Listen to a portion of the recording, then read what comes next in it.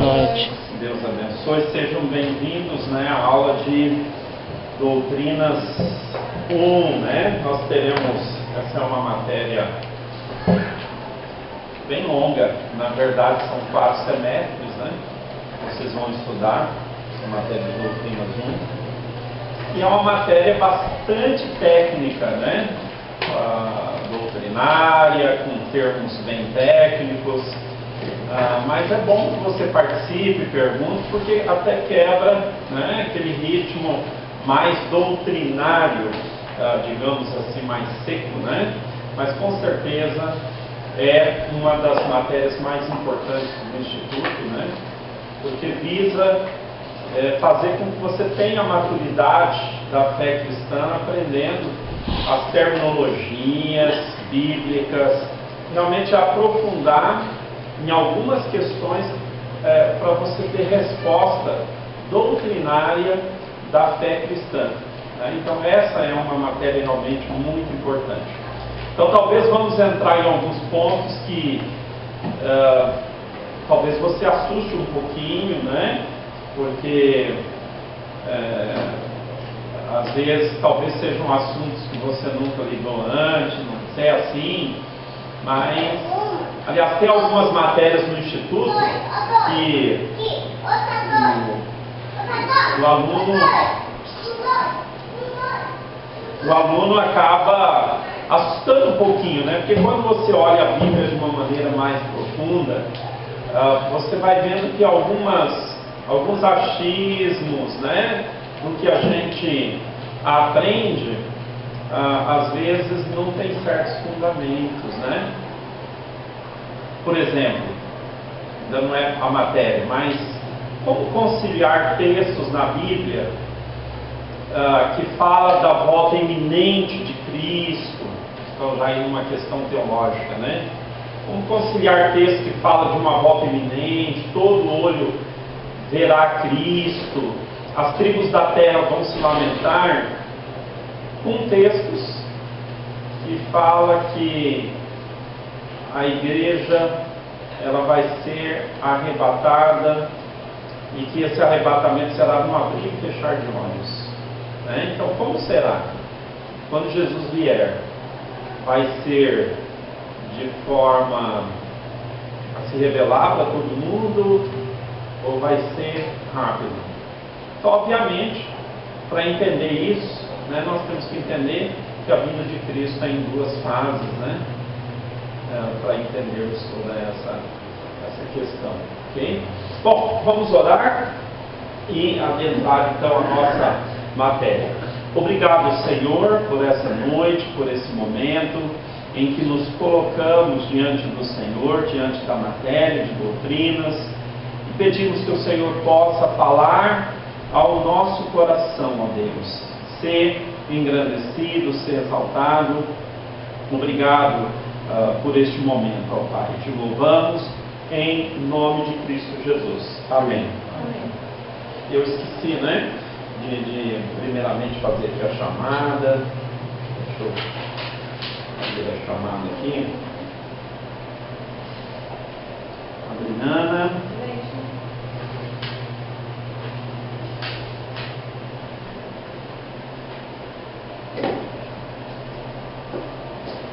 Jorge. Eu. Lucas. Helena. Presente. Pastor Timothy. Presente.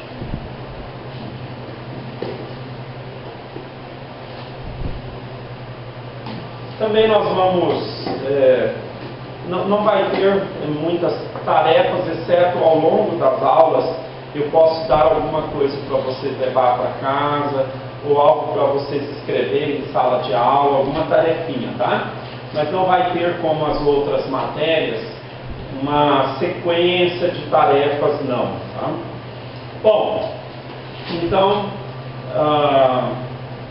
vamos ao nosso capítulo 1, desculpa, apostila, Só um momentinho.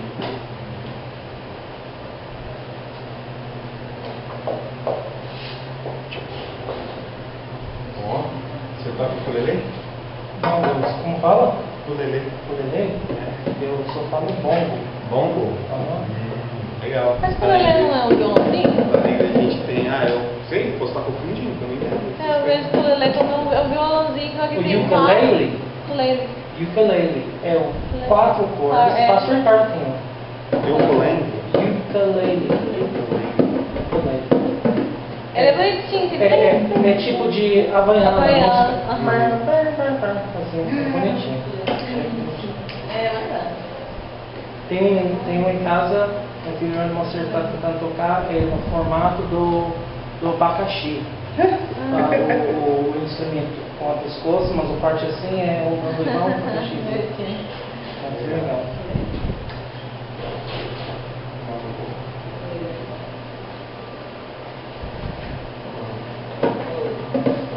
A capa talvez não ficou tão bonitinha.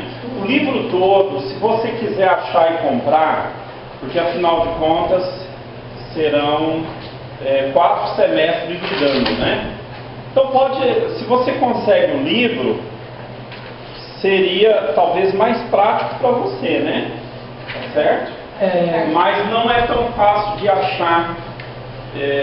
Certa vez eu fui ali na livraria para ver se achava. Eu só achei um exemplar, que inclusive é o que eu uso para tirar cópias, né? Quanto esse apostilo lá custou, pastor? Olha, pastor, se fazer o levantamento, mais é R$3 a encadernação e mais 10 centavos cada página por folha. Então, mesmo se é frente e verso, como está só frente, alguns É frente e verso, Está frente e verso? tem 99 meio de tudo. Tá. Então 10 centavos de cada lado. É 10 centavos de cada lado? Oi? É 10 centavos de cada lado? 10 centavos de cada lado. Então, cada página... Deveria cobrar mais... isso. Deveriam cobrar mais barato, mas... Então... cobra a impressão. Tá? Mas depois eu passo para vocês, tá? Faço a... Porque está acumulando o dívida dos apostilos. Eu Tá bom, segunda-feira eu já passo para vocês a lista, tá bom? Para vocês ficarem... Isso aqui é a mesa do ano passado? É a mesa do ano passado? A mesa, você não pegou doutrinas 1, né? Não, que a parte tem uma lá. Então, você pode usar delas Não, se quiser. Essa é a sua, porque aí você faz suas anotações próprias, tá?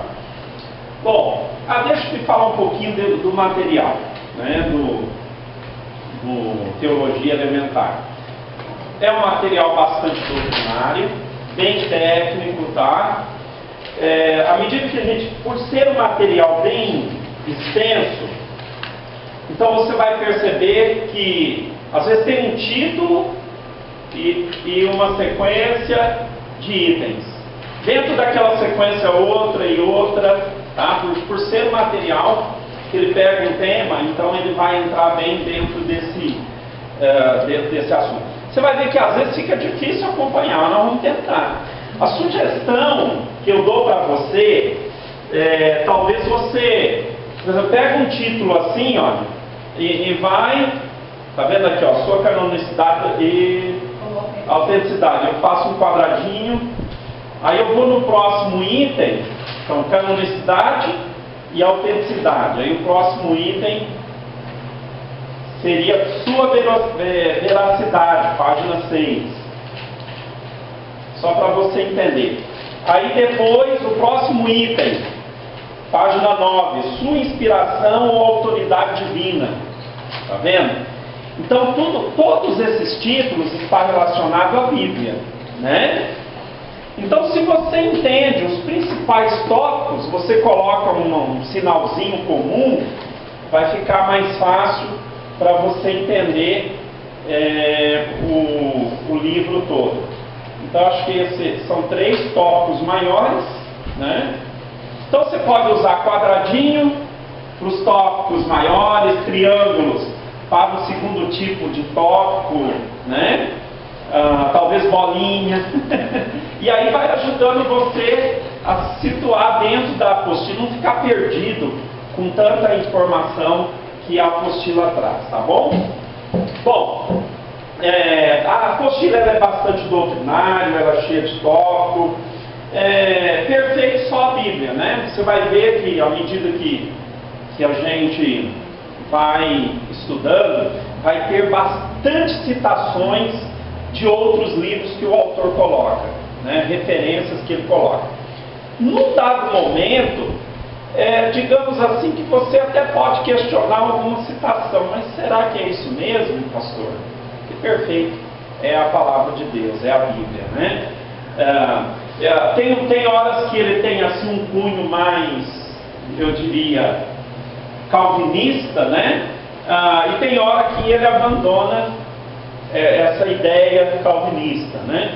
Mas vale a pena a gente questionar, né, certas coisas que a apostila traz. Na questão escatológica, ele não é muito objetivo, tá? Então, só que escatologia, vocês vão pegar essa matéria com outro material, onde nós vamos entrar bem a fundo, mas provavelmente vocês vão pegar escatologia apenas no 3º ano, tá certo?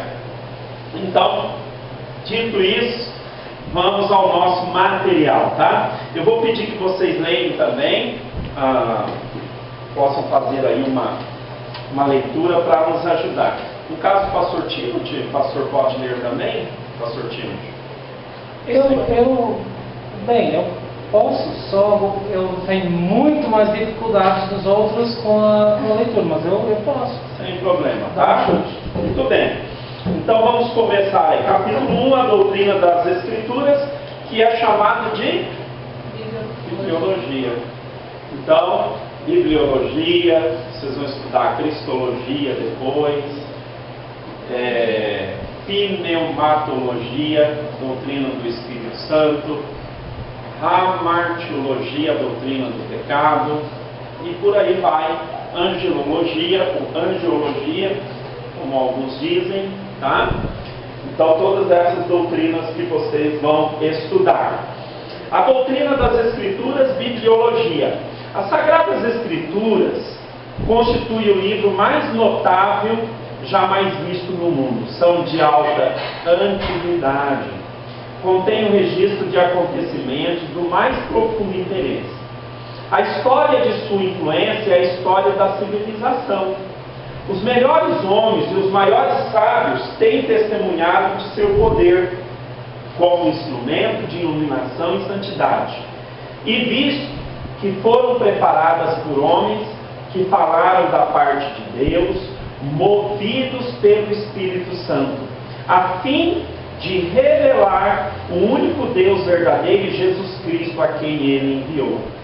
Elas possuem, por isso, os mais fortes direitos à nossa consideração atenciosa e reverente, né? Citação daí do Andros, né?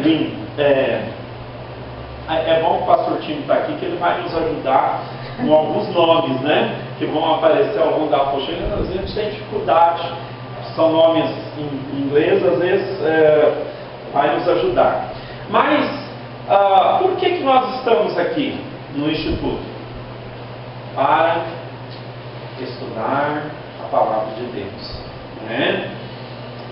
Isso diferencia as igrejas bíblicas fundamentadas na palavra de Deus de igrejas que não têm um compromisso com a Bíblia, né?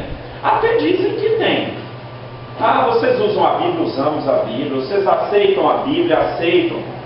Mas qual deve ser a conduta de uma igreja que leva a sério a palavra de Deus? Né? É total. Uma máxima que nós usamos é: a Bíblia é a nossa... Acho que o pastor vai ter dificuldade de gravar aí, pastor. Vai ter dificuldade de gravar. Até agora tá... Tá vendo o quadro aí, né? Tá certo. A Bíblia é a nossa regra de fé e prática. Então, isso quer dizer que, em outras palavras, levamos a Bíblia a sério. Tem que ser. As práticas da igreja, elas devem estar dentro dos parâmetros da palavra de Deus, né? A nossa fé está baseada na palavra de Deus. aquilo que nós pregamos. Então a Bíblia, ela é a palavra final daquilo que nós pretendemos fazer como igreja. Então, por isso, daí a importância de estudarmos e conhecermos os assuntos da bibliologia, né? Que é o estudo da própria Bíblia. Nossa atitude para com as Escrituras em si é que determina em grande parte os conceitos e as conclusões que tiramos de seus ensinamentos. Se as temos na conta de autoridade plena nos assuntos de que tratam, então suas afirmações positivas constituem para nós a única base da doutrina cristã, que é o que nós estamos falando aqui. Se a temos na conta de autoridade plena, né? Então, obviamente, suas afirmações constituem para nós a base da nossa doutrina cristã. Então, a atitude que uma igreja ela tem para com a palavra de Deus, ela faz a diferença, não é? Poderíamos até colocar uma sequência de lógica aqui. Se a pessoa ela não acredita que a Bíblia é a palavra de Deus, consequentemente, essa pessoa ou igreja vai dizer que o pecado não é tão pecado, não é isso? Se a Bíblia não é a palavra, o pecado não é tão pecado, porque a Bíblia é que mostra a realidade do pecado. Se o pecado não é tão grave, então obviamente não precisou de um pagamento pelo pecado. Não é isso que vai arrazoar o homem ímpio ou o homem sem fundamento? Se não existe o pecado, não há necessidade de um pagamento. Se não há necessidade de um pagamento, então provavelmente Cristo não morreu. Ou pelo menos eles vão dizer que Cristo não morreu, como diz a Bíblia. Essa é a razão porque algumas traduções, inclusive, procuram tirar a palavra sangue da Bíblia. Não é? Porque eles não estão tão preocupados com o pagamento do pecado. Então, se Cristo não morreu, então, obviamente, a Bíblia não é a palavra de Deus. Um ciclo de pensamento, e você pode falar, mas isso é um absurdo, pastor. Alguém pensar dessa maneira. Não. É muito mais comum do que você possa imaginar. Hoje em dia, igrejas onde a palavra de Deus, a Bíblia, é nada para eles. Entende? A Bíblia é nada. Simplesmente um mero livro. Que respeito tem as igrejas que usam traduções com notas de blasfêmia hoje? Não é? Tem uma tradução assim, até me fugiu o nome. Realmente um linguajar puro, né? Pior até do que algumas traduções já são ruins, então tem que se ter bastante cuidado, né? Isso tem gerado liberalismo, porque a Bíblia ela não é a palavra de Deus, né? Bom, então nós temos que entender a canonicidade ou a autenticidade da Bíblia. Por que nós dizemos que a Bíblia é a palavra de Deus? Né? Por que essa afirmação? Que base nós temos? Porque nós consideramos assim, né? Porque consideramos a Bíblia a palavra de Deus. Então, Adriana pode ler para nós, vamos fazer aqui uma sequência de leitura.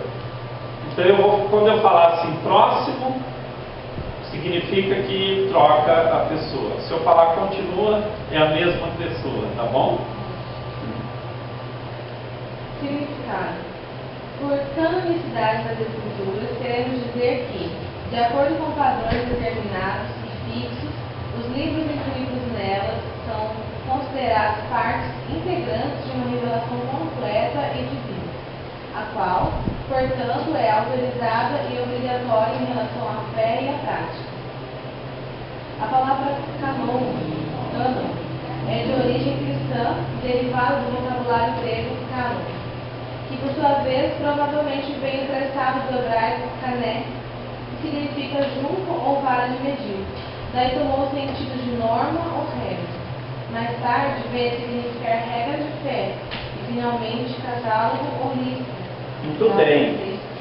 Gálatas 6,16. Nós temos uma pequena alusão, né, em Gálatas capítulo 6, verso 16, desse cané, né?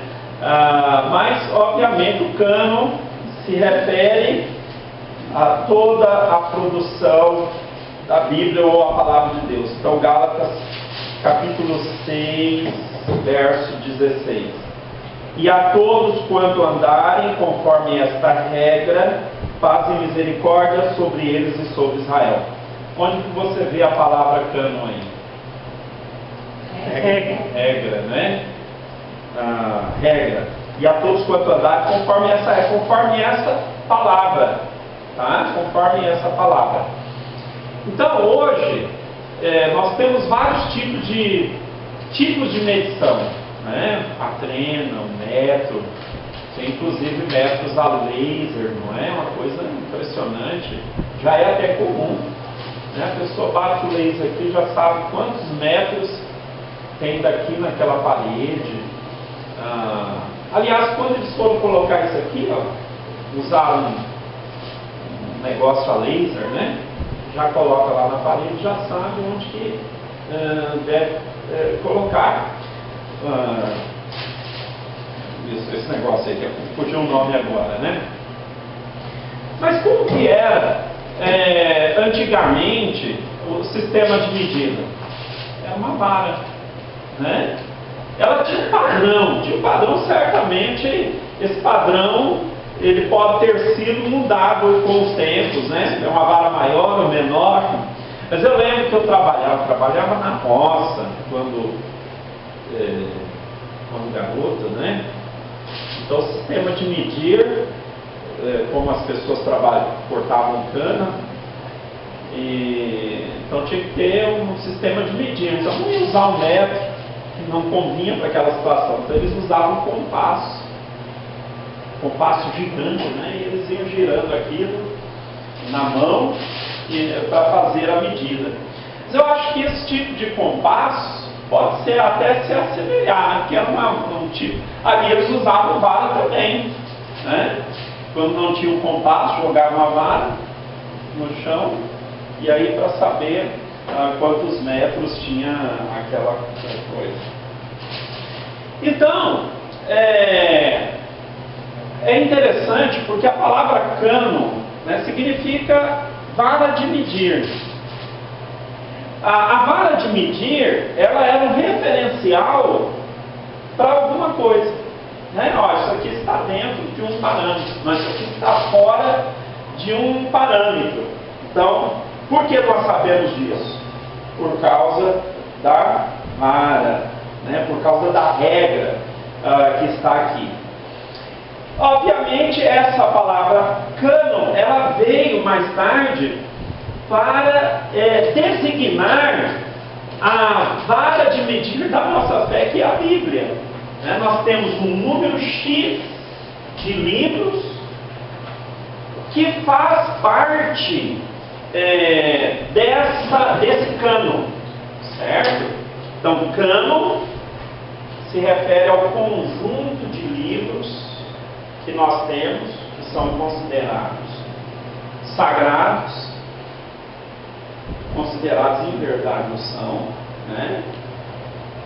E que, portanto, preservados por Deus, para que nós pudéssemos entender os assuntos da fé. Deus na sua soberania, Ele preservou as Escrituras.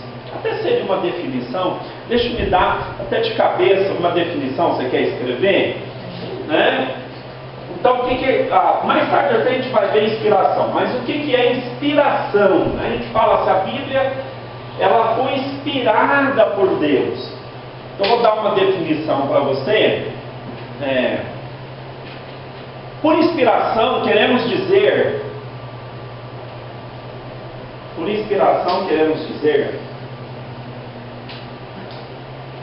que Deus superintendeu as Escrituras.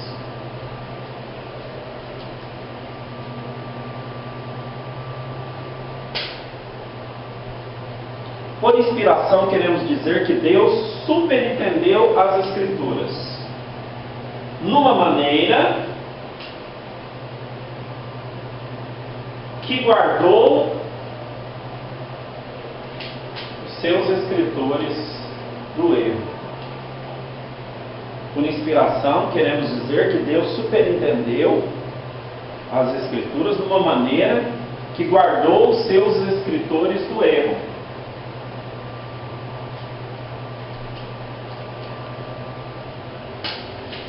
Que Deus preservou as Escrituras,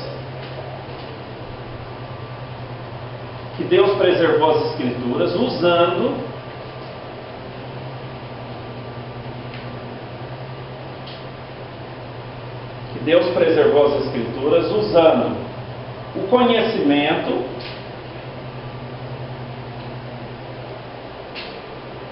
o vocabulário e a experiência de seus escritores. Deus preservou as Escrituras usando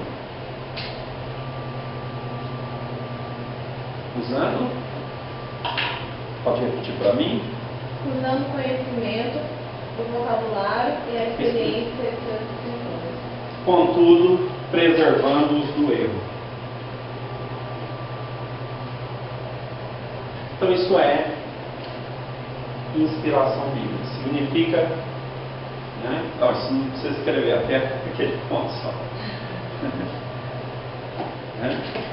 Significa que Deus preservou, Ele superintendeu as Escrituras, Ele guardou os escritores do erro, mas quando você lê a Bíblia, você percebe que Paulo conta suas experiências? Sim. A individualidade do escritor é respeitada? Sim. Né? Porque você, ao pegar os livros de Paulo, ou Pedro, ou os livros de João, nós vemos a personalidade do escritor sendo imprimida nos livros, não é isso? A gente vê a personalidade. É possível você ler uma carta de Paulo, por exemplo, e dizer, aqui está um escrito de Paulo. Essa é a razão, porque eu, particular, você pode até discordar, eu não acredito que Hebreus ele tenha sido escrito por Paulo. A gente quer dar Hebreus para Paulo, né? Porque Paulo ele é um escritor excepcional, né? Nós vemos tantos outros livros dele, mas me parece que o livro de Hebreus existe uma forma de expressar bem diferente dos demais livros que Paulo escreveu, né? 1º e 2º Coríntios, Gálatas, Efésios. Mas pode ter sido Apolo, pode ter sido outro. Aí que está, né? Porque nós temos na Bíblia alguns livros que não sabemos quem é o escritor, ou dificilmente saberíamos quem é o escritor, mas sabemos quem é o autor, que é o nosso Deus, que preservou as Escrituras, né? E aí está a maior importância. Deus preservou as Escrituras de uma maneira que as guardou do erro, né? E até hoje Ele ainda superintende, Ele guarda e protege as Escrituras de uma maneira que em todas as épocas, em todos os tempos, a sua palavra foi preservada de alguma maneira para que essa palavra pudesse ajudar o seu povo ou a sua igreja. No passado Israel e hoje a igreja. Então Deus preservou. Pastor, Sim? uma dúvida. Entendo sobre a canonicidade, entendo que a Bíblia foi inspirada por homens, que o que temos hoje é realmente a palavra do próprio Deus, mas algo que não fica claro na minha mente é como que se deu a junção desses livros, sabendo que foi escrito em épocas diferentes, autores diferentes. Como que? Então esse vai ser inclusive um fruto do nosso estudo, né? Porque o que nós vamos ver, inclusive, que a canonização não é fruto do povo. Você não é uma reunião, não teve assim uma reunião especial onde, por exemplo, ou a nação de Israel ou a igreja se reuniu e falou assim: olha, aqui nós vamos canonizar a Bíblia. Em nenhum momento houve uma reunião para fazer canonização de livros. Mas esses livros automaticamente foram considerados inspirados no decorrer ou da produção ou da sua permanência entre o povo, com a confirmação da revelação, muitas vezes, direta de Deus. Quer dizer, aqui está a minha palavra. Então, o que dá a entender, a preservação não é um ato, não foi um ato, uma conclamação de consagrar os livros. Eles foram considerados autênticos pelo próprio povo de Deus, ou pelo próprio Deus, na sua permanência, na sua continuidade da sua história no meio do povo de Deus. Agora, como eu posso saber, talvez a sua dúvida, ou a de muitos, que não tenha outros livros que também façam parte da Bíblia ou que venham a ser? Obviamente, existem critérios bem estabelecidos para considerar os 66 livros que nós temos e não outros. Entende? Então, existem critérios bem estabelecidos ao longo da história. Dentre eles, por exemplo, o próprio aval dos livros, no caso do Velho Testamento, cada um deles tiveram o aval do próprio Cristo, por exemplo. As citações dos Salmos, as citações do livro de Gênesis. Quer dizer, existe um entrelaçamento de propósito entre os livros do Novo e do Velho Testamento que mostra a sua canonicidade. O Novo confirma o Velho Testamento. O Velho lança a luz no Novo e não deixa o Novo Testamento que eu digo, todos os livros do Novo Testamento, sair da linha pré-estabelecida no Velho Testamento. Entende? Então, obviamente, somente a soberania de Deus é que pôde dar essa segurança. Porque Deus criou os céus e a terra, e na sua soberania, o Deus vivo e verdadeiro preservou a sua palavra. Se não preservasse, o que nós teríamos? Livros contraditórios, cheios de erros, não é? Então existe, eu só falei um item, né? A própria corroboração de Cristo, dos apóstolos, e a própria afirmativa deles com respeito a esses livros dão autenticidade para esses livros. Aí outros livros não tem isso, né?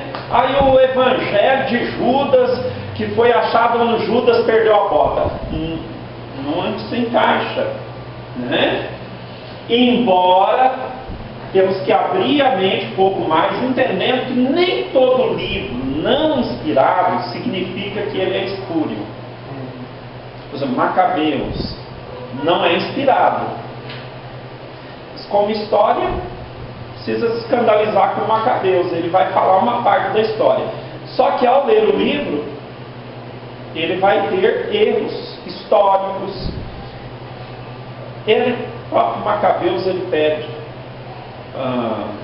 no escritor, né, agora cujo nome, ele pede desculpas se houver algum erro, e Deus não pede desculpas, né? Então os próprios escritores desses livros, às vezes mesmo reconheceram que não eram livros inspirados, que hoje, por exemplo, está na Bíblia Católica, né?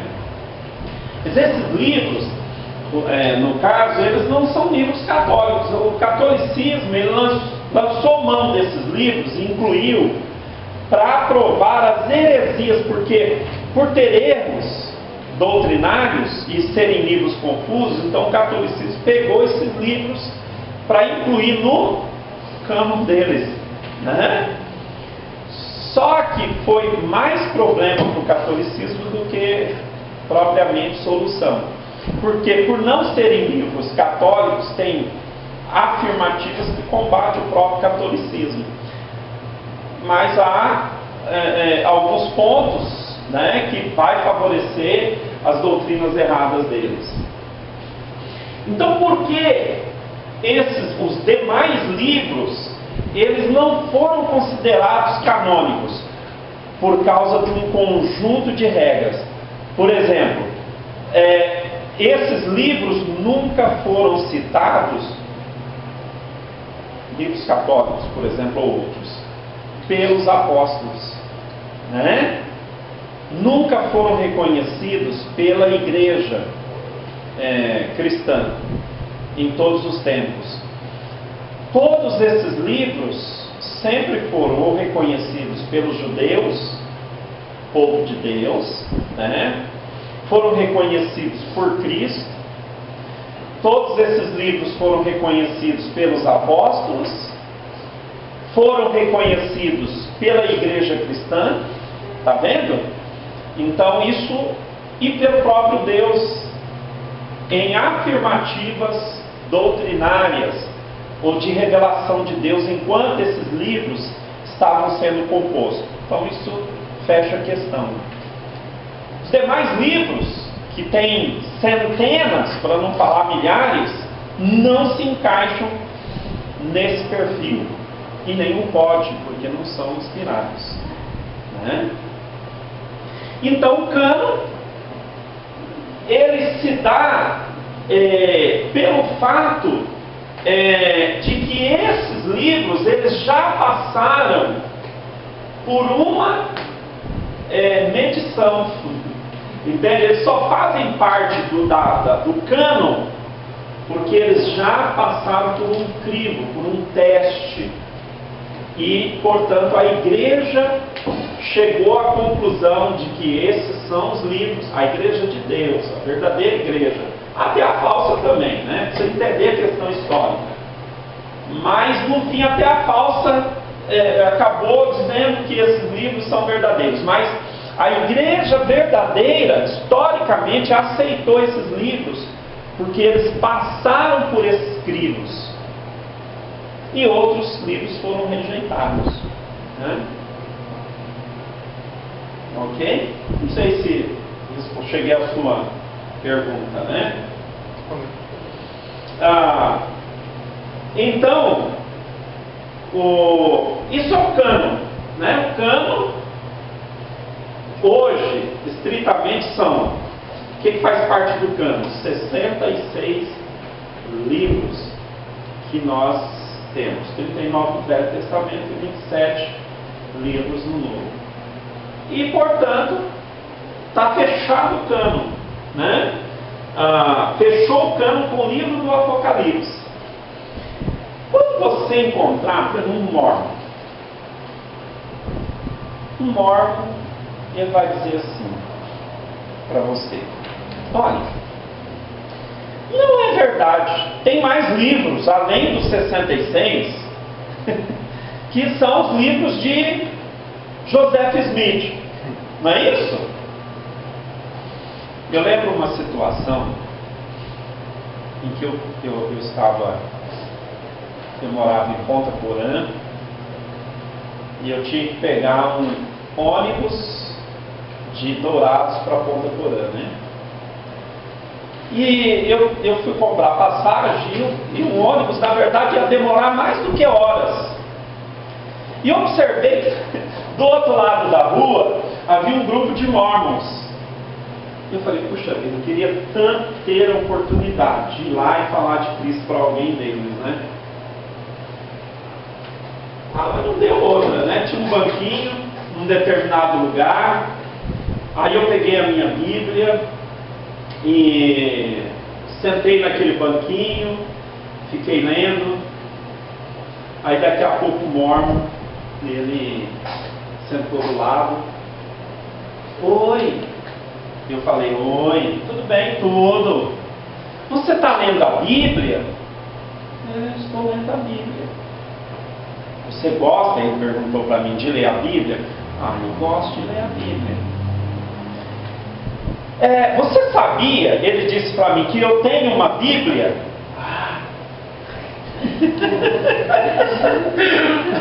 Você tem uma Bíblia? Ele falou, eu tenho uma Bíblia em inglês. Eu falei, puxa, que legal. Aí ele pegou a Bíblia dele, uma King James, começou a olhar, né, toda ilustrativa. Tem muitas King James que é bem ilustrativa, né? Bonita. Que Bíblia bonita. Aí ele começou a mostrar, tá vendo? Você sabia que a gente lê a Bíblia também? Vocês leem a Bíblia também? Isso é muito bom. E aí ele começou, você sabia que Jesus já esteve aqui na América? Antes mesmo dele ter nascido? Você está brincando que ele esteve na América? Então eu gostaria de fazer umas perguntas para você. Aí eu fiz a primeira pergunta. Posso te fazer uma pergunta? Posso. Porque você está me dizendo, ele já tinha dito alguma coisa, que o livro dos Mormons é igual à Bíblia, né? Então vamos supor que você está certo e eu esteja errado. Só que tem um texto na Bíblia que eu não consigo conciliar com os ensinos dos Mormons. Que no livro Mormon, se eu estiver errado você me fala, mas no livro Mormon diz que alguém que morreu, que não é Mormon, pode receber o batismo de alguém que está vivo, quer dizer, alguém que está vivo, pode batizar para salvar um parente que morreu e não é Mormon. Ou seja, isso é o batismo para os mortos. Tem isso? Tem.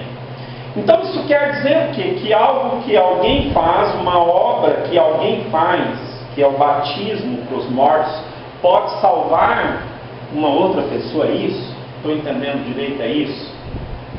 Vamos dizer que é isso. Não, é isso, não é?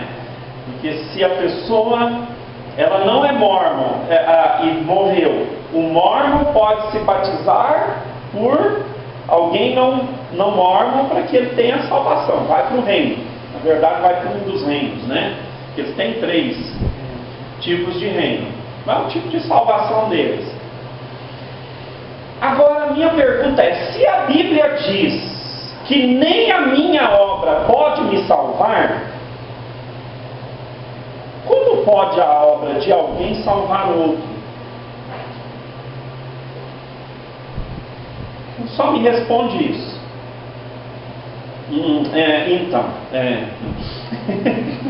Foi muito interessante a nossa conversa a partir daí. Porque os demais que estavam ali, aí comecei a entrar, porque eu queria evangelizar ele e os demais, né?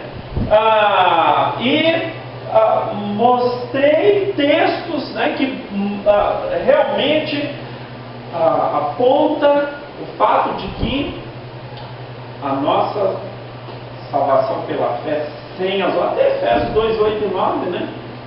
Porque pela graça sois salvos, por meio ou mediante a fé, e isso não vem de vós, é dom de Deus, versículo 9, não vem das obras.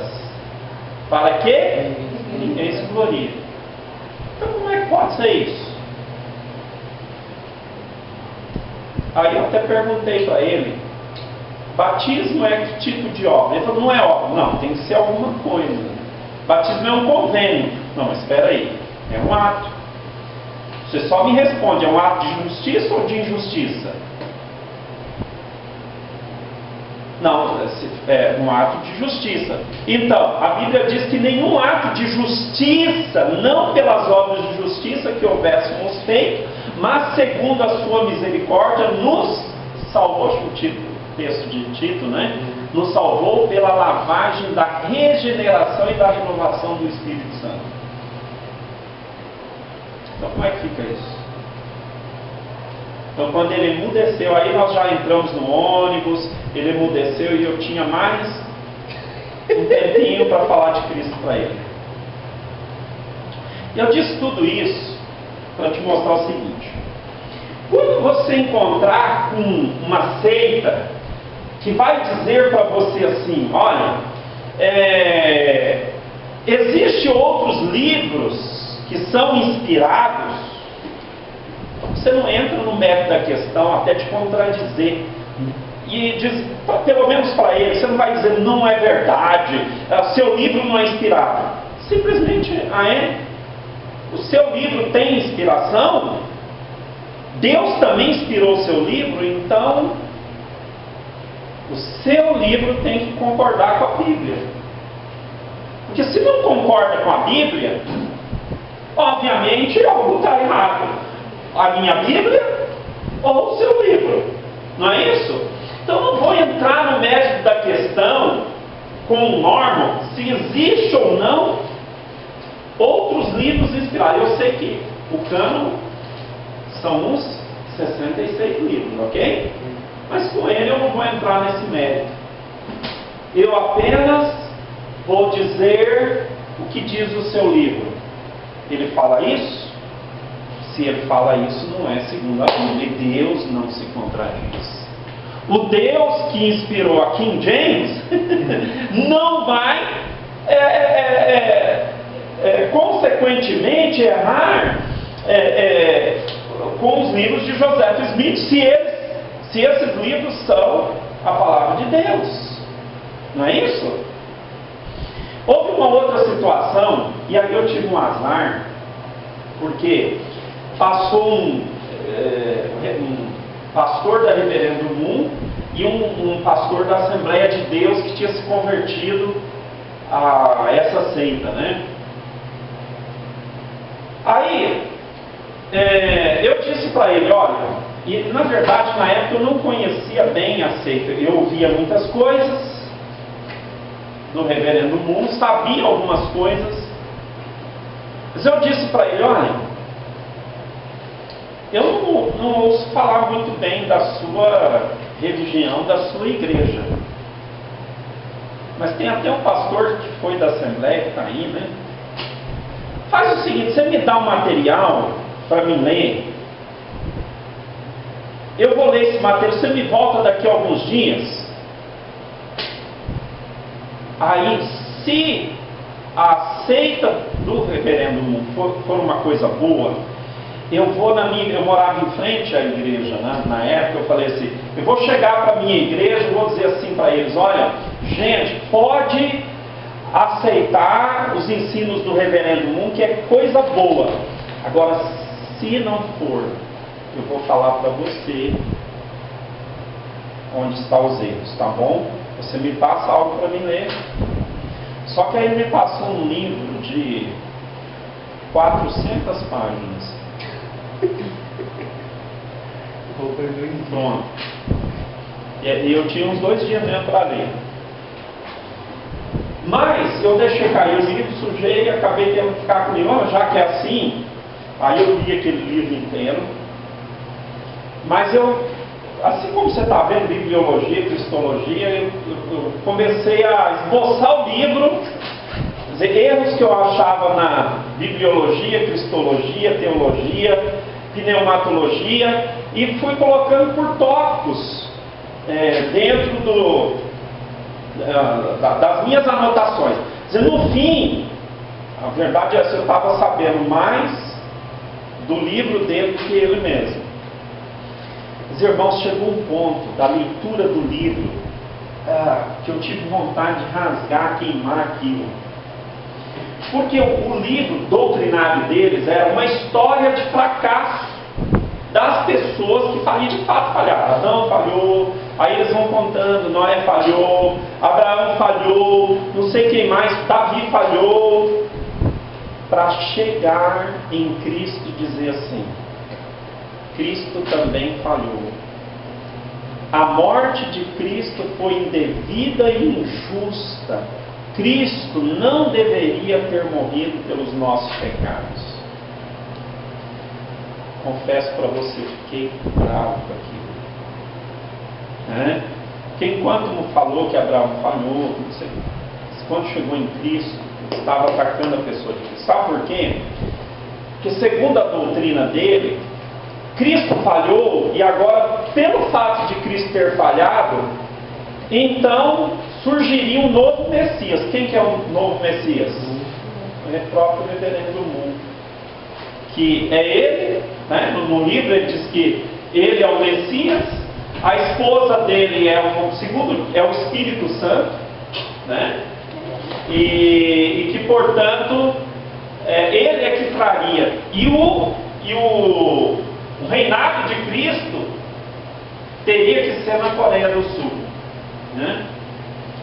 Aí quando ele voltou, eu disse: como é que é isso? Né?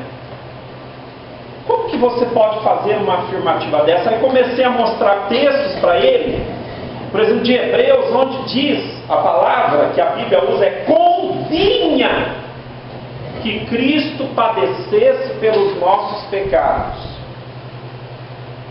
Aí eu perguntei para ele: se a Bíblia diz que Cristo convinha morrer pelos nossos pecados, peguei a citação do reverendo Moon, como que pode ele dizer que a morte de Cristo foi indevida e injusta, enquanto a Bíblia mostra que a morte de Cristo era necessária para a nossa salvação? Quando a coisa apertou, sabe o que ele falou? Olha, ele disse assim: a Bíblia está aqui, e a revelação do reverendo Moon está acima da Bíblia, é superior à revelação da Bíblia. Eu disse para ele: vocês são desonestos. Sabe por quê? Você pegou, tanto quanto o número de páginas do seu livro, você pegou mais de 400 citações da Bíblia. E você está dizendo que a Bíblia contém erros, que ele falou que a Bíblia tem erros, então Deus mandou revelação para reverendo Moon que está acima da Bíblia. Meu amigo, como que você diz que a minha Bíblia tem erros? Você pega mais de 400 textos da Bíblia e você diz que a Bíblia tem erro? Se a Bíblia tem erros, quem me garante que você não pegou então os textos que estão errados? Não é isso? Vamos dizer que você está certo e eu esteja errado. A Bíblia tem erros. Quem me garante que os textos errados não são os textos que você pegou? Diga para mim, a Bíblia é confiável ou não é? Não, peraí. Se você acha que a Bíblia não é confiável, você não deve pegar a Bíblia. Você não deve fazer uso da Bíblia. Agora, se a Bíblia é confiável, então seu livro está fora da Bíblia. Outra coisa, se você acha que a Bíblia tem algo de Deus, como pode o Deus, vamos imaginar que você está certo e eu esteja errado, que Deus, eu estou concordando com você, que Deus deu uma revelação acima da Bíblia. Como pode o Deus que deu a revelação aqui se contradizer com a revelação que está acima aqui? Que Deus fez? Hã? Diga. Ele não tinha palavras. Então não vou entrar no mérito. Eu vou apenas dizer se o livro, em outras palavras, né, está de acordo com a regra. Se está de acordo com a regra, um bom livro. Não está de acordo com a regra? Então, não é a palavra de Deus. Então veja a importância do cânon. Você lê a Bíblia, você lê os 66 livros, o que você vê? Uma unidade de pensamento. Você vê quase 40 escritores diferentes, de épocas diferentes, não é isso? Como o Jorge até observou lá atrás, né? Escritores de épocas diferentes, costumes até diferentes, embora o mesmo povo, mas também costumes diferentes, idades diferentes, profissões diferenciadas. No entanto, o que nós vemos? Uma unidade. Porque Deus superintendeu, Deus preservou, Deus guardou as escrituras do Ele. Não é maravilhoso? Não é? Fantástico? Bem, alguém quer falar alguma coisa? Não? Por isso é importante conhecer a Bíblia e também o estudo das seitas, assim, muitas vezes as pessoas pegam, né? Às vezes a gente, por não conhecer, ficar só no que nós cremos e não conhecer que as outras pessoas estão espalhando por aí, às vezes a gente não tem essa oportunidade que o pastor teve de saber qual é o erro, por exemplo, o erro dos mormons, porque nós não conhecemos. Como nós não cremos que eles estão certos, a gente nem se preocupa em saber o que eles estão pregando ou deixam de pregar. Então, quando a gente tem um breve conhecimento, a gente sabe que terreno a gente pode, até onde a gente vai dar conta disso. É bom conhecer, ter uma noção das principais seitas, mas também não é possível também conhecer todas as seitas. Né? Eu lembro uma vez, é uma ilustração bem simples, mas o meu pastor, há muitos anos atrás, ele me deu essa ilustração. Ele dizia assim: olha lá, aqui no Brasil também, mas nos Estados Unidos, principalmente o dólar, que é talvez um dos maiores alvos dos países de fabricar o dólar e emitir nota falsa pelo mundo afora, e muitos fazem isso, emitindo dólares falsos, né? Porque é uma moeda de bastante valor. Mas então o que fazem as pessoas que lidam com o dólar? Eles têm que conhecer muito bem a nota verdadeira, o papel, os detalhes, né? As marcas que existem ali, a textura, e por aí vai. Então eles vão, uma pessoa que vai entrar numa agência bancária nos Estados Unidos ou num lugar onde eles têm que conhecer muito bem aquela moeda, né? Se ele conhece muito bem o dólar verdadeiro, qualquer outro papel que chegar, qualquer nota, ele vai saber identificar, não é isso? Isso é falso, porque em comparação com o verdadeiro tem características diferentes, né? Já pegou um real falso, por exemplo, né? Então você pode até se enganar, mas depois quando você pega na mão, você vai vendo as diferenças entre um e outro, até de tamanho, né? A qualidade do papel, enfim, uma série de coisas.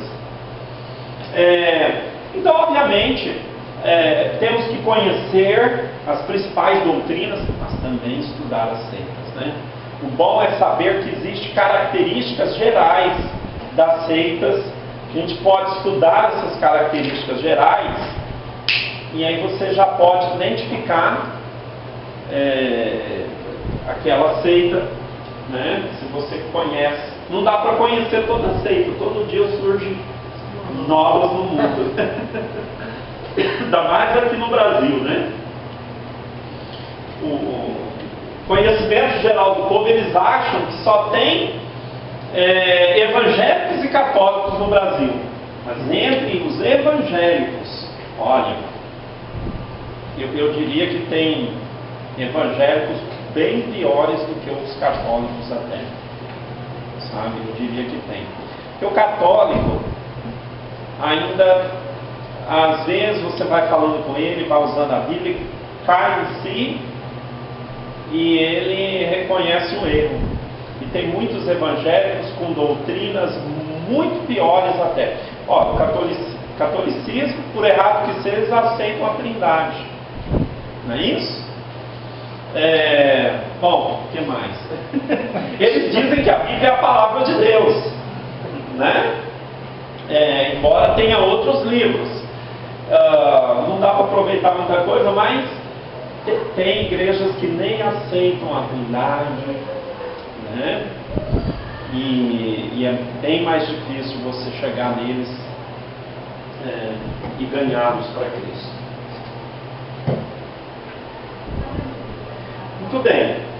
Então, vamos ver um pouquinho mais e certamente algumas dúvidas.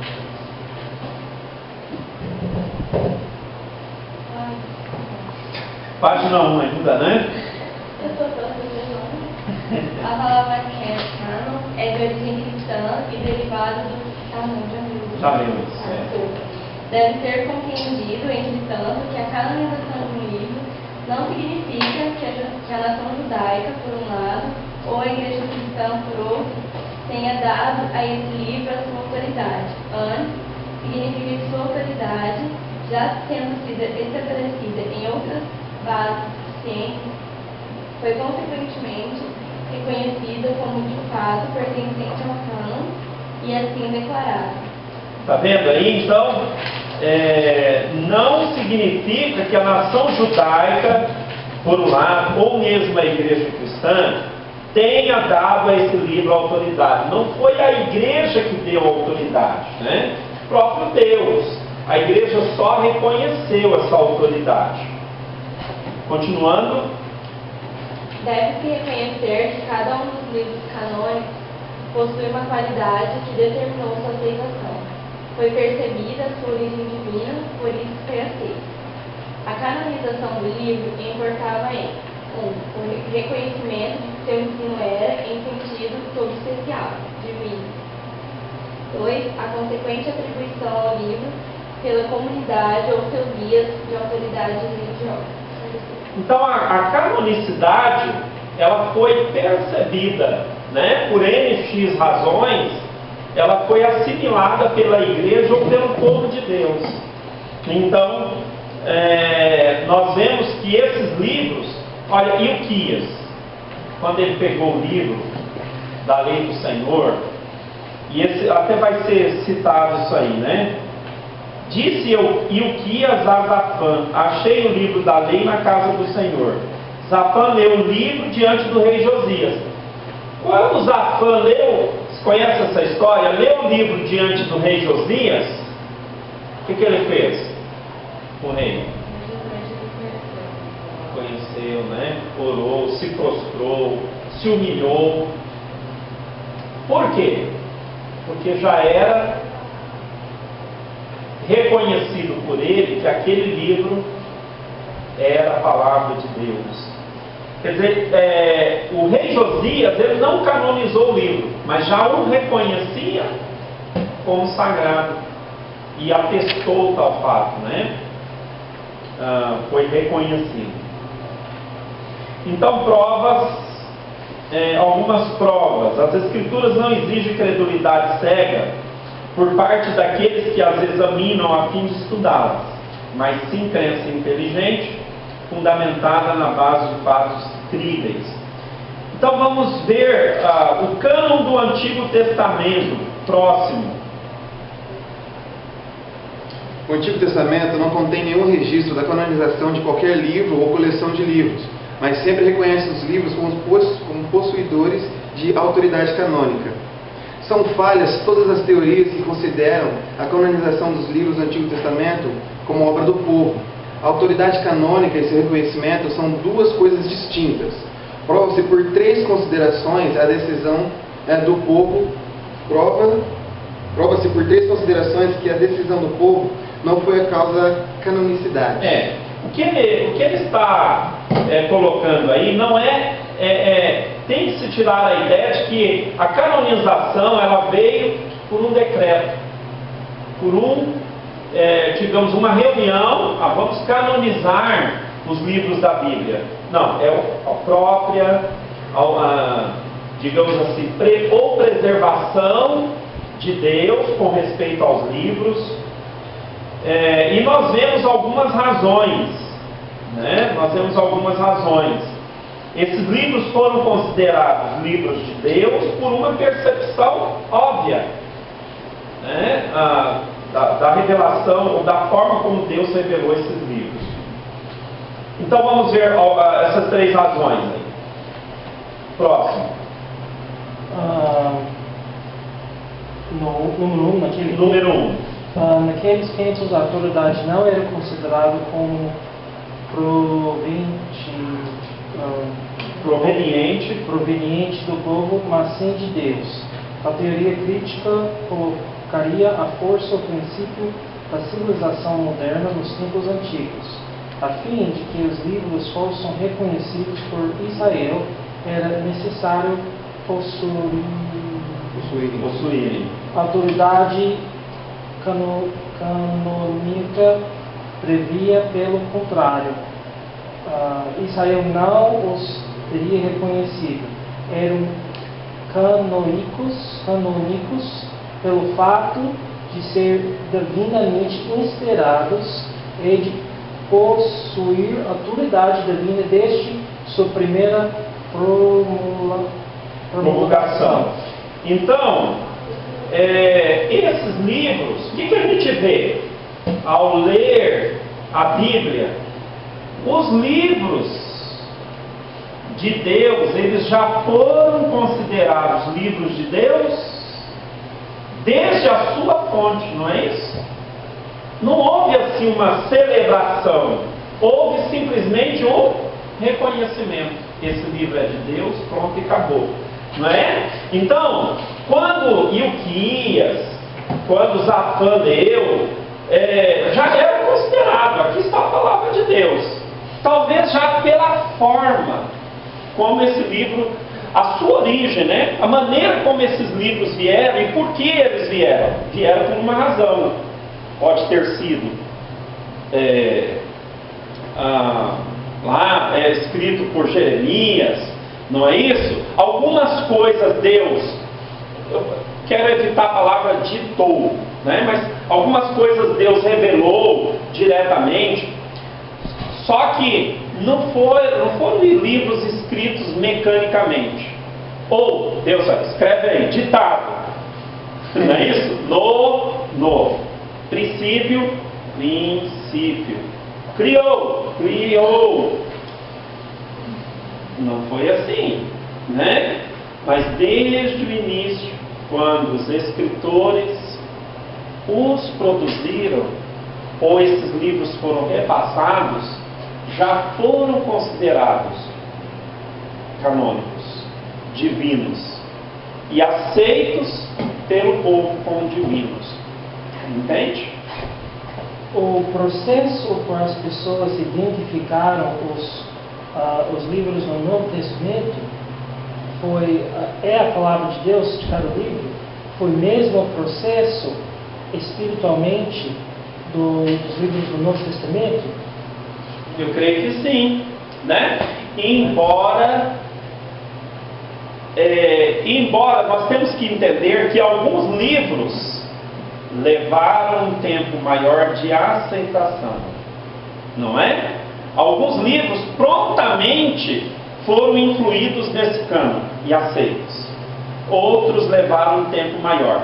E outros, houve na história da igreja quem os quisesse rejeitar. Na verdade, irmãos, toda a Bíblia teria sido rejeitada se considerasse que a igreja que aprovou o livro, entendeu? Não foi a igreja que aprovou, ela reconheceu, mas não é ela que deu a aprovação final. Porque senão, por exemplo, Lutero rejeitava um determinado tipo de livro, né? Se não me engano, o livro de Gálatas. Outro rejeitava o livro de Judas, outro rejeita Coríntios, e por aí vai. Então, os livros, a resposta óbvia é essa: Deus preservou e os manteve. E hoje nós sabemos que não, por estudo não há contradição. Deus preservou, não há contradição entre eles. Mas o que é interessante, e a gente vai ver por textos da Bíblia, é exatamente isso. Quer dizer, esses livros, ainda estamos tratando do Velho Testamento, né? Eles já foram reconhecidos como sendo de Deus, desde o princípio, ou ao longo da sua produção, já foram reconhecidos como divinos. Creio que no Novo Testamento, não sei, mas a impressão que foi mais fácil esse reconhecimento, porque Jesus, próprio Cristo, ele estava ali e reconheceu alguns livros, os seus apóstolos escreveram alguns livros, e Paulo, que foi referência, escreveu quase metade do Novo. Fácil em termos. Não, então, houve ao longo Paulo escreveu 3 do século, sim. Olha, à medida e ela até vai comentar isso, você imagina, inicialmente, como que era a pregação? Era oral, né? Imagina quando, no começo da igreja, não tinha o Novo Testamento. Então, como que era o contato, como que era a vida da igreja? Bom, era a pregação, era o que eles tinham visto, os acontecimentos, não é isso? Ainda tinha pessoas que eram provas vivas da ressurreição de Cristo no primeiro século, não é? Então, as pregações e tudo era, digamos assim, via oral, ou revelação direta até que o cânon se fechasse. Por exemplo, os dons de línguas eram um tipo de revelação direta ainda, não é isso? Por quê? Não vamos entrar aqui nesse tema tão longo, mas na verdade, pelo que eu entendo, né, chegava um judeu na igreja, por exemplo, na igreja de Corinto, e ele tinha vindo de uma daquelas regiões, Partos, Medo, ou era um Elamita, ou lá da Mesopotâmia. Mas na igreja de Corinto, eu estou falando, em Atos, né? Então ele chega para ouvir. Deus teria revelado para um crente, pode ter sido na sua casa, uma língua que ele não conhecia, não é isso? E Deus revelou para outro a interpretação, porque Deus não deu o mesmo dom para você fala a língua e você interpreta, não é isso? Então a um era dada a capacidade de falar, a outro era dada a capacidade da interpretação. Aí iam os dois na igreja. Já se sabia quem é que tinha o dom de falar línguas e quem é que tinha o dom da interpretação, correto? Se ele olhasse e visse que tinha um intérprete na igreja, ele falava aquela língua desconhecida que ele recebeu, e o outro interpretava. E a Bíblia diz que a igreja julgava se o que foi falado estava segundo o quê? A doutrina dos apóstolos. Mas as línguas eram o quê? Uma revelação direta.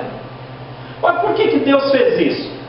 Para convencer o judeu que chegou ali para ouvir a palavra de Deus, correto? Então, temos que entender que Deus usou alguns métodos enquanto a Bíblia estava sendo produzida, ou enquanto o cânon estava se fechando. Até a própria Bíblia diz que Deus usaria os sinais. Esses sinais, pegar marcos, não é isso? finalzinho de Marcos aí,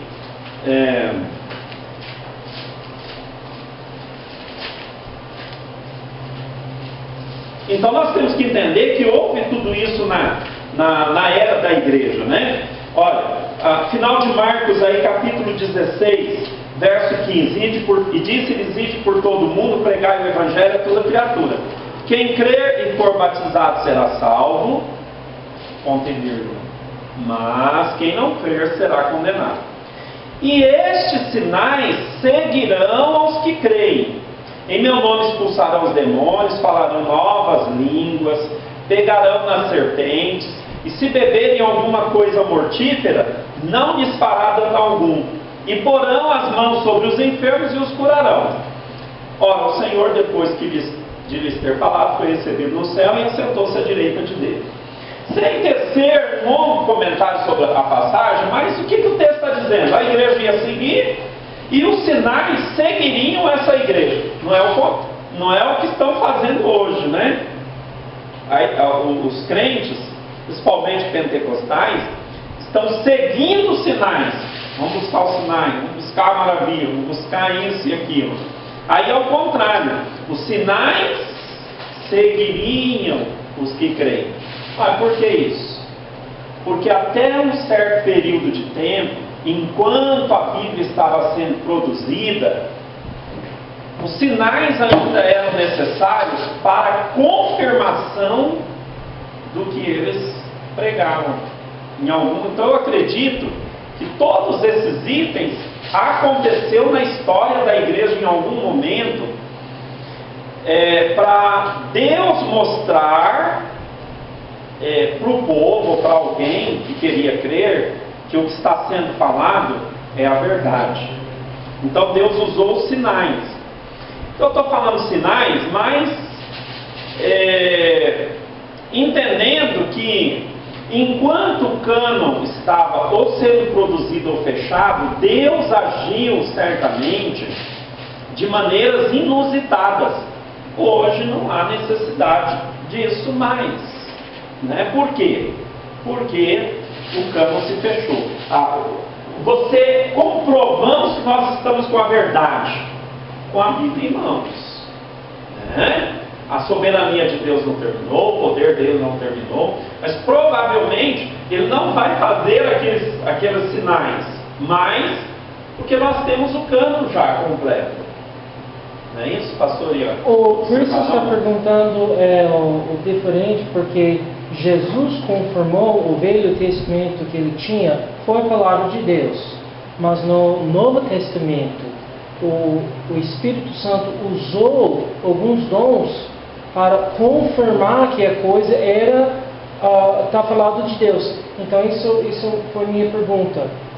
Antigo Testamento, Jesus confirmou. Se ninguém antes de Jesus confirmou, ele confirmou que o que ele tinha foi a palavra de Deus, santificar, os salmos, profetas, o lei. Mas o Espírito Santo não deu os dons por algumas pessoas na época da Igreja Nova para ajudar a confirmar que foi falado era de Deus. A palavra não tinha um dom espiritual que ajudou nesse processo? Não sei se eu estou entendendo a pergunta, mas o que eu entendo nem toda pessoa teve dons especiais, né? Nem toda pessoa teve. Sim. Certamente, esses dons miraculosos estavam, vou usar a palavra, agregado, separado para a liderança, né? Em algum momento da história. Por exemplo, com os apóstolos, né? Aquela realização de milagre não estava com todos. E o próprio livro de Corinto, escrito à igreja de Corinto, confirma isso, né? Porque eles estavam enfatizando mais uns dons do que os outros. E Paulo procura mostrar que há variedades, inclusive até para os dons de línguas. Há variedade de línguas, mas o Espírito é o mesmo. Há variedade de interpretação de línguas, né? Quer dizer, Paulo estava tentando mostrar que no contexto da igreja, para aquela realidade onde era legítimo até o falar em línguas, para aquela realidade era legítimo, mas a igreja precisava entender que havia uma variedade, né? E não deveria enfatizar alguns dons de menor importância em detrimento da obediência à palavra de Deus. Eu não sei se eu entendi a pergunta do pastor. Eu só estava perguntando que tinha alguns dons que o Espírito Santo deu por as pessoas na época do começo da igreja que ajudam as pessoas identificaram os textos foi a palavra de Deus. Porque no Antigo Testamento não tinha isso. Mas nós não precisava isso porque Jesus confirmou que a Bíblia que ele tinha no Velho Testamento foi a palavra de Deus. Mas no Novo Testamento não tinha as pessoas que o Espírito Santo deu um dom para eles entenderem que coisas que ele tinha foi a palavra de Deus. Isso é a minha pergunta. Porque se isso é verdade, o processo nesse sentido é diferente a confirmação do Antigo Testamento e do Novo Testamento. O Antigo Testamento ele já estava consolidado, sem dúvida, né? O Antigo Testamento ele estava consolidado, não há dúvida disso. O Novo Testamento, a sua consolidação, ele veio ao longo dos séculos, né? Sim. Ele veio ao longo dos séculos. Então, alguns livros geraram controvérsia, quer dizer, vamos incluir ou não, vamos aceitar esse livro ou não. Mas, finalmente, a igreja do Senhor chegou a um consenso. Mas os milagres, não creio que todo livro veio a ser confirmado por milagres, né?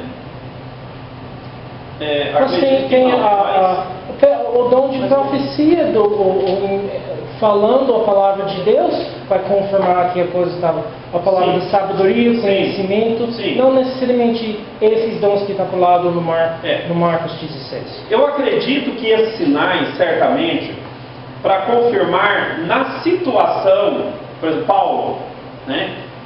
Como que Paulo, embora tivesse o seu apostolado, ele teve o seu apostolado questionado, não foi? Lá em 2 Coríntios trata desse assunto. Mas ele diz, o meu apostolado foi confirmado com sinais. Não é isso?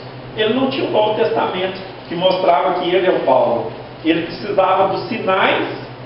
Deus deu uma autoridade para Paulo superior ao que nós temos hoje. Sinais, quer dizer, ele como apóstolo, ele teve sinais que nem o Valdomiro tem, né? E esses sinais confirmaram que o que ele estava falando era a palavra de Deus, não é isso? Bom, obviamente quando ele escreveu os livros, a igreja desde sempre não teve dúvida de que aqueles livros eram inspirados, porque quem escreveu? O apóstolo Paulo. É a palavra de Deus, nunca houve questionamentos. Um ou outro livro pode ter tido dúvida, será que esse é o livro que surgiram, irmãos, depois da morte dos apóstolos, NX supostos evangelhos, alguns que são verdadeiras piadas, né? Jesus fazendo passarinho de barro e soprando vida neles. Para que Jesus faria passarinho de barro e faria um passarinho de barro voar? Não é isso? Mas são evangelhos idiotas, digamos assim, bestas, né? Mas esses escritos circularam, e a igreja, à medida que os apóstolos morreram, e morreram as testemunhas, então a igreja logo percebeu, peraí, nós tínhamos testemunhas vivas, não é isso? E agora o que nós temos é o que? Os escritos, a gente precisa preservar os escritos. Então havia sim a consciência natural de preservar os escritos, né? E nessa preservação chegou, nesse contexto, alguns livros que foram imediatamente refutados, outros não. Até que não quer dizer que todo escrito que nós temos hoje seja espúrio. É isso que eu estava dizendo. Tem livros que, como história, são confiáveis, são bons livros. Olha, por exemplo, José não era, ele era um historiador, nem cristão ele era, né? Historiador. Mas quando ele conta a história de Jesus no cristianismo, mas é impressionante a pontualidade de Joséfos na história bíblica. Interessante que ele traz coisas que às vezes nas entrelinhas do que a Bíblia diz, mas sem ferir a Bíblia, entendeu? Sem ferir os princípios da Bíblia. Então, dá para dizer que Joséfos, não sei se na totalidade, né? Nunca vi alguém criticando Joséfos. Eu tenho até o livro dele, mas não li tudo. Mas nunca vi alguém dizendo que tem erros, né, com Joséfos. Mas dá para dizer ele é verdadeiro, mas os escritos dele não é a palavra de Deus. Mas é um livro confiável, né? Não é canônico. Então, por alguma razão. Mas à medida do tempo também, nosso horário acabou. Que à medida do tempo que esses livros iam sendo confirmados, Oi? à medida do tempo que esses livros iam sendo confirmados, que não sei, porque os livros também no Novo Testamento não foram escritos na mesma época, né? Então, a partir do momento que você tinha um livro, você podia confirmar se não contradizia, porque eles meio que. Exatamente. Principalmente as cartas de Paulo. Porque a Bíblia, eu costumo dizer, é como... Já viu aquela... quando eu era criança, eu fazia aquelas arapucas, né? As madeirinhas tudo entrelaçadas. Se você tinha uma madeirinha daquela, desmancha tudo, né? Porque uma está interligada à outra. E a Bíblia, ela é um livro assim, não tem como você tirar ou modificar um texto, que, por exemplo, que é o que as chamadas testemunhas de Jeová fazem, né, ou fizeram. Eles mudaram o texto da Bíblia, mas ao mudar um texto, na verdade mudaram mais que um. Eles, mudando aqui, tem que mudar ali. Mudando lá, tem que mudar aqui também. Mudou aqui, quer dizer, você vai tirando madeiras, por quê? Ou elas entrelaçam e se seguram, ou você tira um e desmancha tudo. Então a palavra de Deus, ela está tão interligada que não tem como você ferir um ponto e dizer que está preservando a Bíblia, né? Então, dentro desse argumento, no decorrer da história, do ajuntamento, nem tudo foi fácil. Porque você imagina, não tinha imprensa da Bíblia, os livros eram enrolados, né? Livros como nós temos aqui só surgiram séculos e séculos depois, né? Você abre a página. Por que você acha que o chinês, o japonês escreve assim, né? Porque as pessoas escreviam dessa maneira, né? Não era da esquerda para a direita, né? Era de cima para baixo. Os livros eram enrolados, né? Então eles estão certos, nós estamos errados, não é isso? Os livros eram enrolados. Então era preciso livros eram escritos à mão ou copiados à mão, né? Então nós temos cópias, não temos os originais mais, mas temos mais de 2.000 pergaminhos, não, muito mais do que 2.000, talvez mais de 6.000, 2.000 por causa de uma citação que ele faz ali, mas mais de 6.000 pergaminhos. Temos a Bíblia completa a partir do quarto século, né? Pelo menos 2 versões completas, né? Museus. O senhor sabe onde? Inglaterra, né? Sim. Inglaterra? Sim, Inglaterra. Não tinha alguns desses que estavam na posse de igreja da igreja católica? Alguns desses? Também tem, né? Aliás, tem museus, exemplares da Bíblia, acho que até seria interessante, né, fazer essa pesquisa, mas tem exemplares da Bíblia antigos, no mundo todo. Entende? No mundo todo tem exemplares antiquíssimos da Bíblia. Mas tem versões. O livro de Isaías completo, por exemplo, que agora é o mais antigo livro, foi descoberto nas cavernas de Qumran, né? É quase contemporâneo de Isaías, quer dizer, antes de Cristo, o livro de Isaías 400, Isaías foi 700, e esse manuscrito é de 400 anos antes de Cristo, das cavernas de Qumran.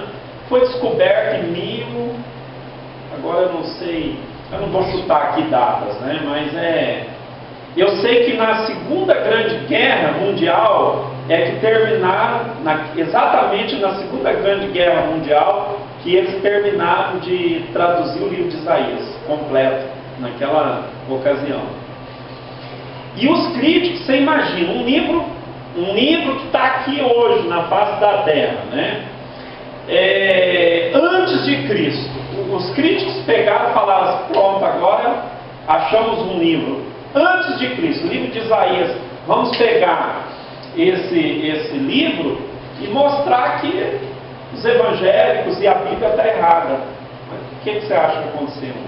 Provou que simplesmente provou que o livro de Isaías que nós temos é fidedigno em todos os sentidos. Quer dizer, o que você acha que se eles pudessem provar aqui, um livro que foi achado nas cavernas de Qumran,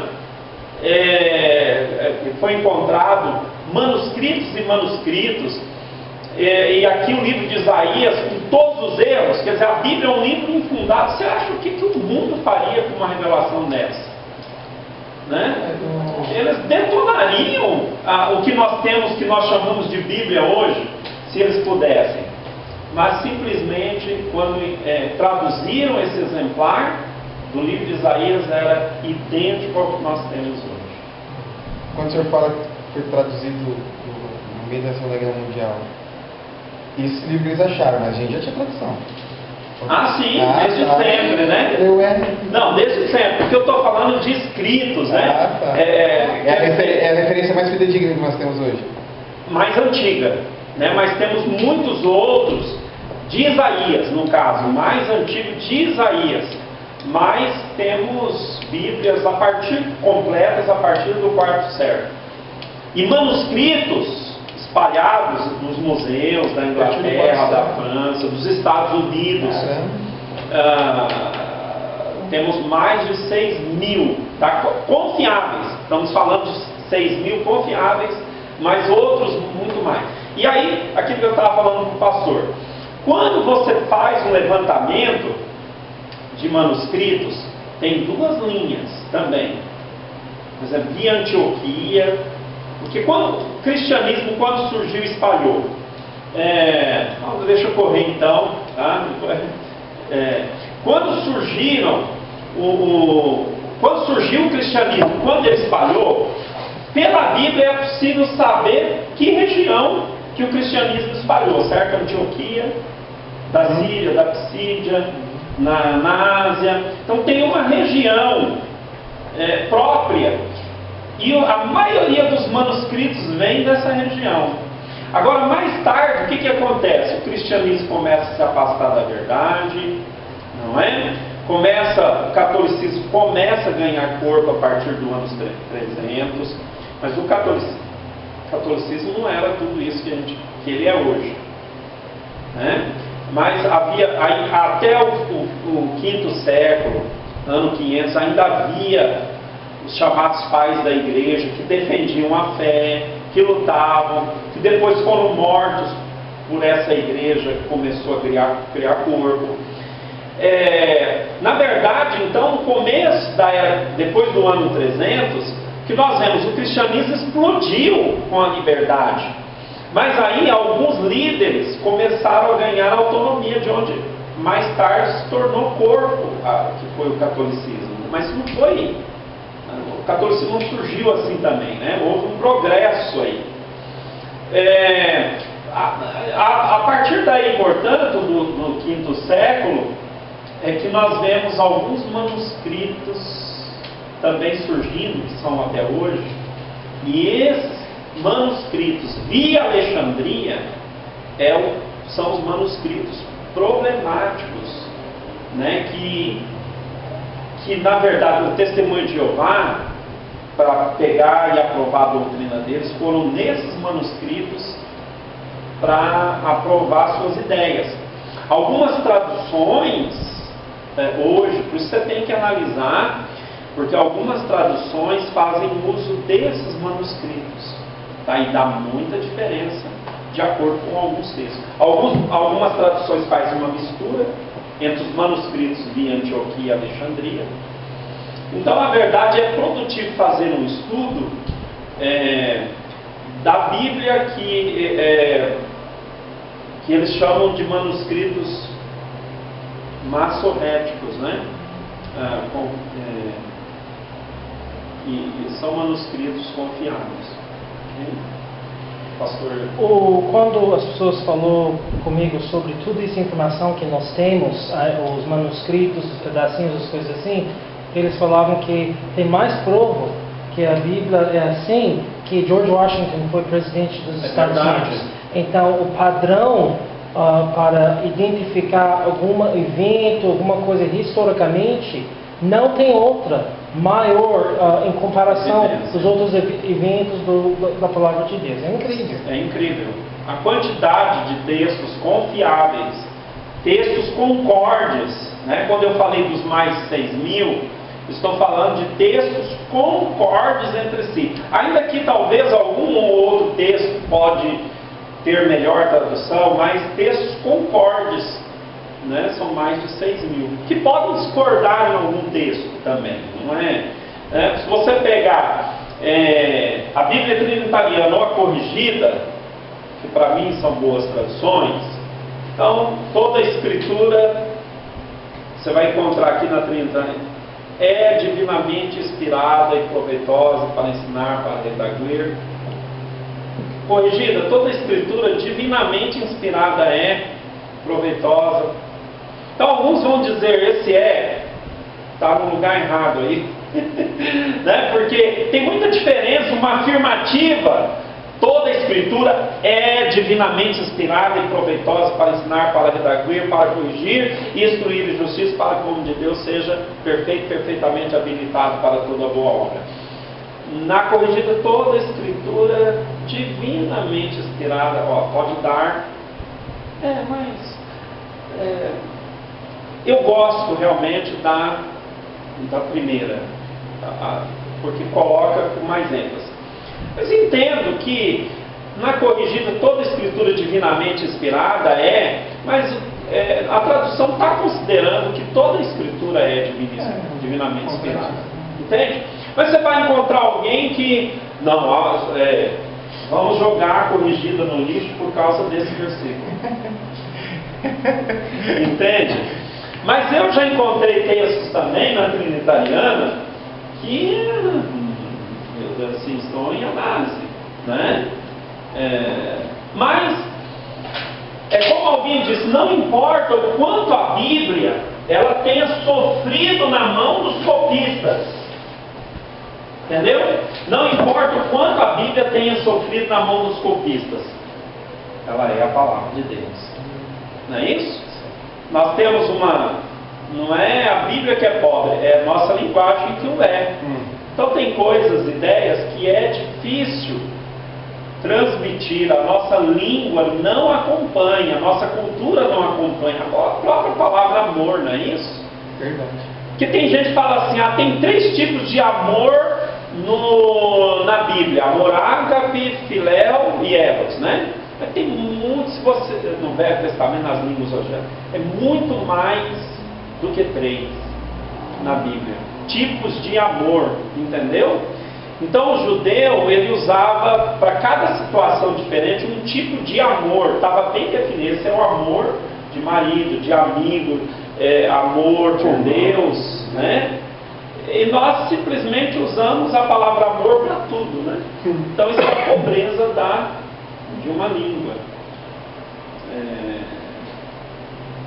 Então nós precisamos Por isso precisamos estudar, né? E saber entender, como diz a hermenêutica. Qual que é a primeira regra da hermenêutica? A Bíblia interpreta a própria Bíblia. A Bíblia interpreta. E a segunda? É saber como todo. É preciso tanto quanto que possível observar as palavras no seu sentido usual e comum. Não é isso? Então, você vai encontrar a palavra carne. Você não pode pensar assim, toda carne expirou. Como é que carne expira? Não é isso? Na Bíblia fala que a carne expirou. Mas a carne do açougue? Não. É claro que são seres humanos, né? Então, é preciso, para você entender o texto, pegar as palavras no seu sentido usual e comum, né? Não é isso? Por que nós chegamos tão longe assim?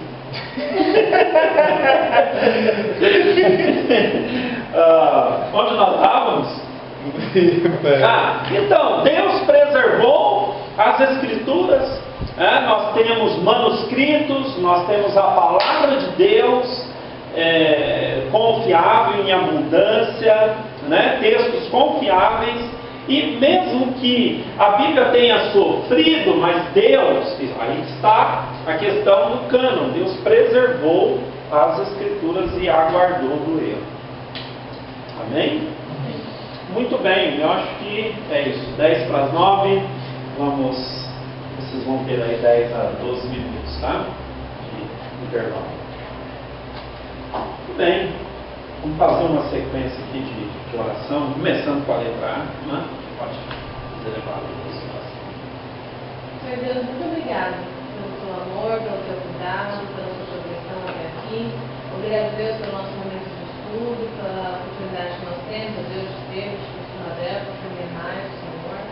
Seja Deus nos abençoando, abrindo nosso entendimento, nos dando condições, Deus, de compreender a tua palavra, Deus, nos dê sabedoria, Deus, para aplicar isso em nossas vidas, no nosso cotidiano, que nós possamos, Deus, ser edificados e que isso esteja nos usando para servir cada dia mais. Obrigada, Deus, pela vida de cada aluno, pelos professores que se disponibilizaram, a Deus, a nos ensinar. Que o Senhor esteja, Deus, nos ajudando, nos dando condições de dar o nosso melhor a todo tempo. Em nome de Jesus, ó Deus, abençoe a nossa aula, por nossos lares, ó Deus, os compromissos, Deus, nós temos no final de semana. E cada igreja, Deus, representada possa pregar a palavra com verdade e que almas sejam alcançadas e que vidas sejam edificadas pela tua palavra. Em nome de Jesus, amém. Amém. Que Deus abençoe a todos.